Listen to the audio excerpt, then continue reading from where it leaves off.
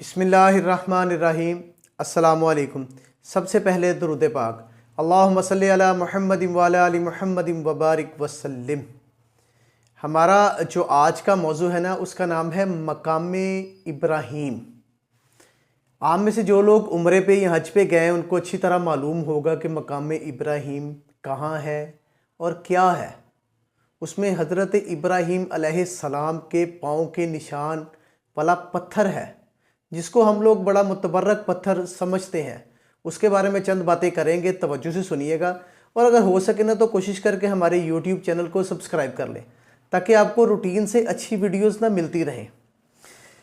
ये एक बहुत ही मुक़द्दस पत्थर है जो काबा मुअज़्ज़मा से चंद गज़ की दूरी पर रखा गया है।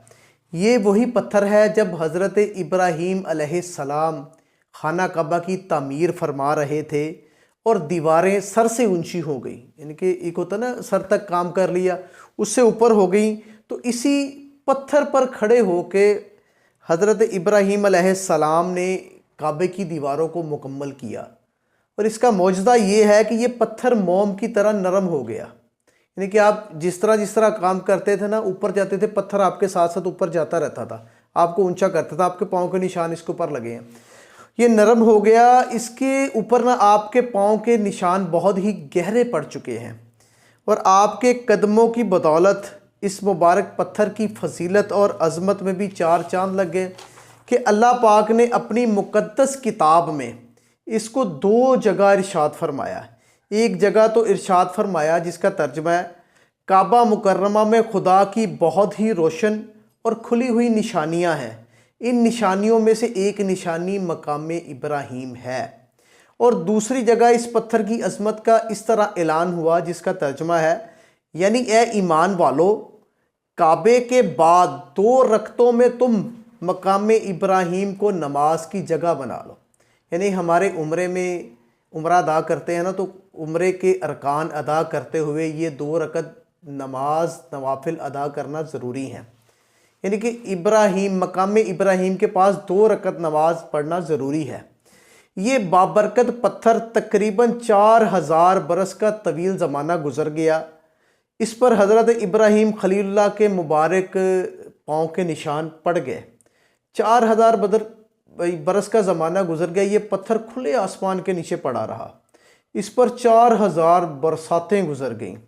हज़ारों आंधियों के झोंके इस पर टकराए। बारहा बार हरमे काबा में पहाड़ी नालों से सैलाब आया और ये मुक़द्दस पत्थर सैलाब के तेज़ धारों में डूबा रहा। करोड़ों इंसानों ने इस पर हाथ फेरा, मगर इसके बावजूद आज तक हज़रत खलील के जलीलुल कदर कदमों का निशान इस पत्थर पर बाकी है, जो बिलाशुबा हज़रत इब्राहीम अलैहिस्सलाम का एक बहुत ही रोशन मौजज़ा है। और यकीनन ये पत्थर अल्लाह पाक की आयात व बनियात और खुली हुई रोशन निशानियों में एक बहुत बड़ी निशानी है। और इसकी शान का ये अजीमुशान निशान हर मुसलमान के लिए बहुत बड़ी इबरत का सामान है कि अल्लाह पाक ने तमाम मुसलमानों को हुक्म दे दिया कि तुम लोग मेरे मुक़द्दस घर खाना काबा के तवाफ़ के बाद इस पत्थर के सामने खड़े होकर 2 रकत नमाज नवाफिल अदा करो।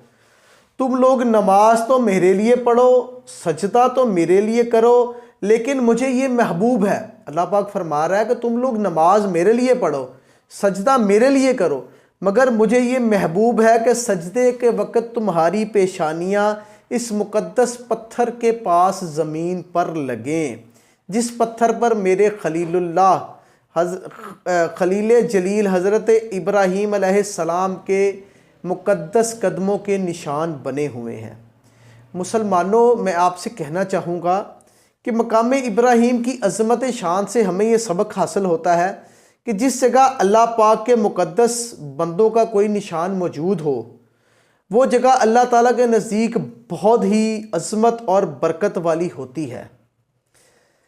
अब गौर करो, मकाम इब्राहीम जब हज़रत खलीलुल्लाह के कदमों के निशान की वजह से इतना मुअज़्ज़म व मुकर्रम हो गया, सोचने वाली बात अब आएगी तो खुदा के प्यारे महबूब सल्लल्लाहु अलैहि वसल्लम की कब्र अनवर की अज़मत व बुज़ुर्गी और इसके तक़द्दुस का क्या आलम होगा।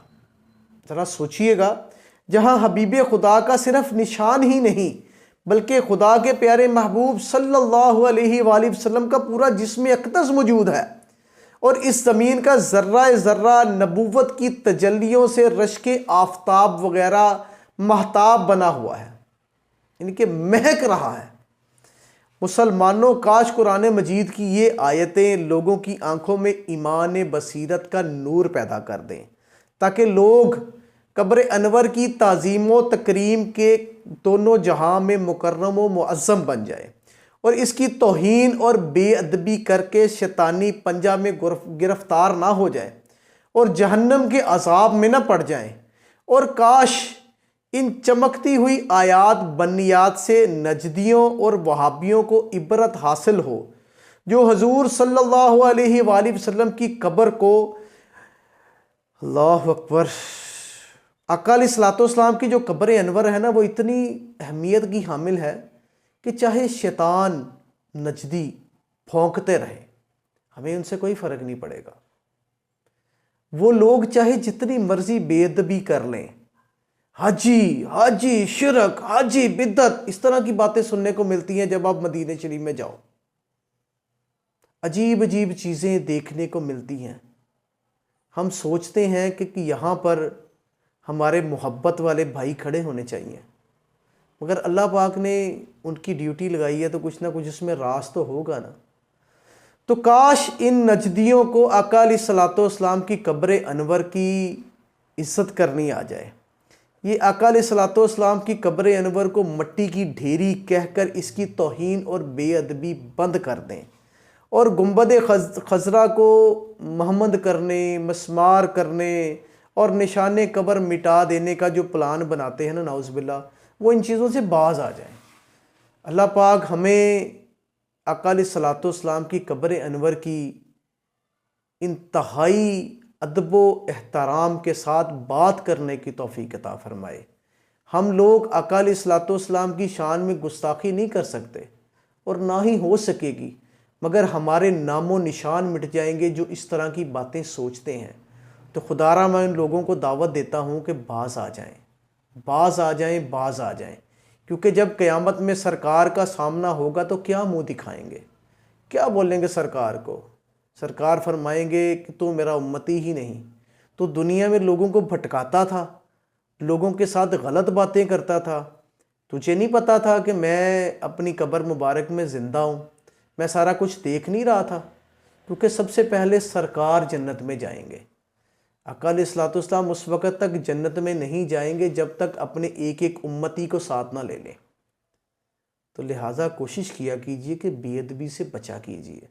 जो लोग करते हैं ना इस तरह की बातें कि सरकार के ये मुबारक जाली हैं, सरकार के नालैन शरीफ जाली हैं, अल्लाह बेहतर जानता है कि क्या जाली है और क्या असली है। मगर सरकार की निस्बत के साथ जो चीज़ जुड़ गई, जो भी चीज़ सरकार की निस्बत के साथ जुड़ गई, उसका एहतराम हम पर फ़र्ज़ है। जज़ाकल्लाह।